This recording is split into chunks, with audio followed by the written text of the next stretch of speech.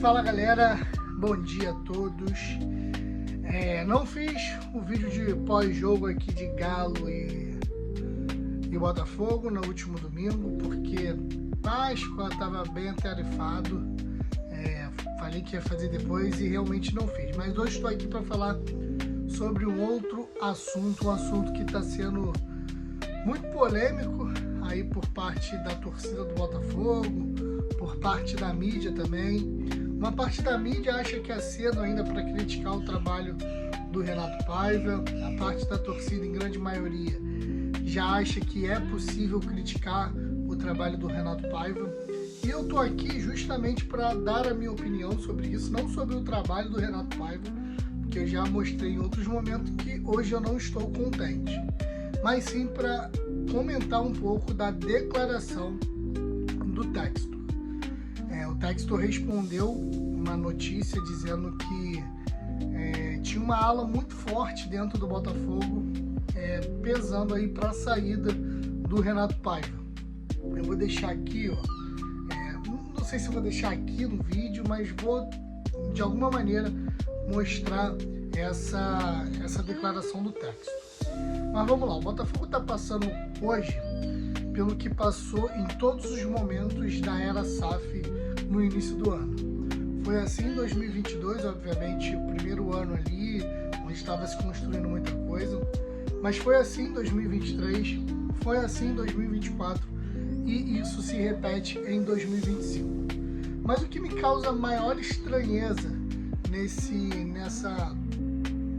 comentário, nessa resposta do Textor para essa pessoa, é que ele ignorou completamente aquilo que ele falou no início do ano. O Botafogo esse ano ele já perdeu a Supercopa do Brasil, a Recopa Sul-Americana, teve um desempenho completamente vexatório no Campeonato Carioca, hoje ocupa a 15ª posição no Campeonato Brasileiro. Na Libertadores tem uma vitória e uma derrota. A vitória é essa contra um time muito abaixo do Botafogo. E ele nessa resposta, ele fala que não existe ala mais forte, voz mais forte dentro do clube, que ele entende que o trabalho do Renato Paiva ainda não engrenou, mas por conta de outras situações, ele transfere a culpa do Renato Paiva nos jogadores, e até certo ponto eu concordo com isso. Acho que os jogadores não estão conseguindo entregar aquilo que eles realmente podem. Isso dá-se por motivo de diversos fatores que eu já falei aqui. Um deles é o ritmo de jogo. Isso daí tudo bem. Mas ele fala do finalzinho da resposta dele que em junho eles vão meio que remoldar, vão ajustar em junho. Mas Textor, não faz sentido essa resposta, e faz menos sentido ainda você falar que em junho vai ajustar, se você falou que a temporada ela começa em abril. Então o planejamento ele foi feito de maneira equivocada, porque, convenhamos, em junho vamos ajustar. O Botafogo amanhã ele joga pela 3ª rodada da Copa Libertadores. Até junho o Botafogo finaliza a primeira fase da Libertadores. Vai esperar ajustar até junho? Porque o planejamento não foi feito de maneira correta, sabendo que a primeira fase da Libertadores acaba dia 24 de maio. Qual o sentido dessa resposta? Por que ajustar em junho? E se o Botafogo, com esse planejamento que você fez agora, com essas contratações, com a demora de contratar um técnico, sair da Libertadores? Porque a possibilidade ela é real.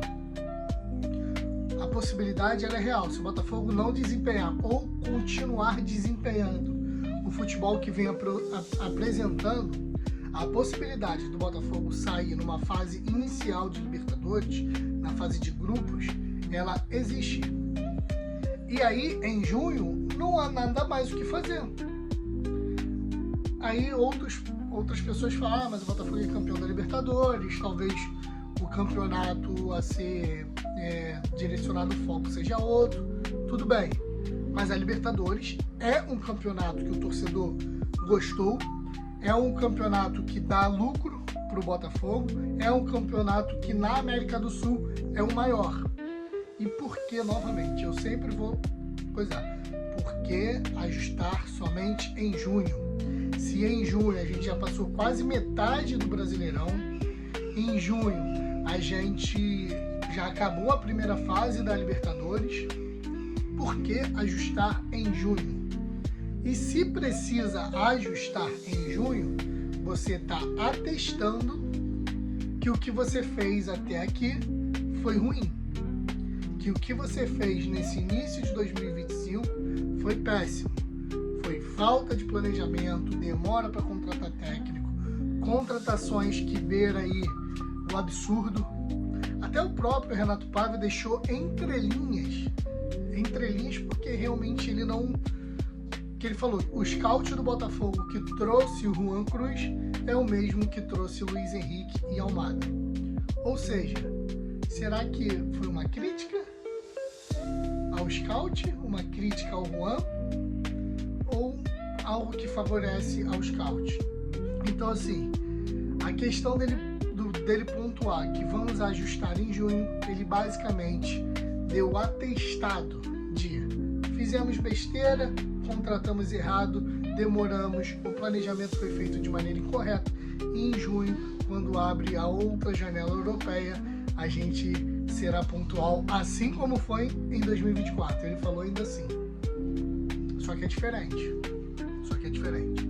Hoje o Botafogo é o atual campeão brasileiro, o atual campeão da Libertadores, e o Botafogo precisava e precisa impor respeito aos seus adversários, coisa que não está acontecendo. É isso, gente. É isso. Essa declaração, essa resposta, ela não me deixou nem um pouco surpreso. Eu acho que o Textor ele tem uma maneira muito clara de se posicionar, de trabalhar. Só que essa maneira muito clara de se posicionar, de trabalhar, pode ter um fim. Não é sempre que a gente vai ter um escacho que vai botar o time para jogar. Não é sempre que a gente vai encontrar um Arthur Jorge que vai chegar e vai arrumar uma equipe. Não é sempre que isso vai acontecer.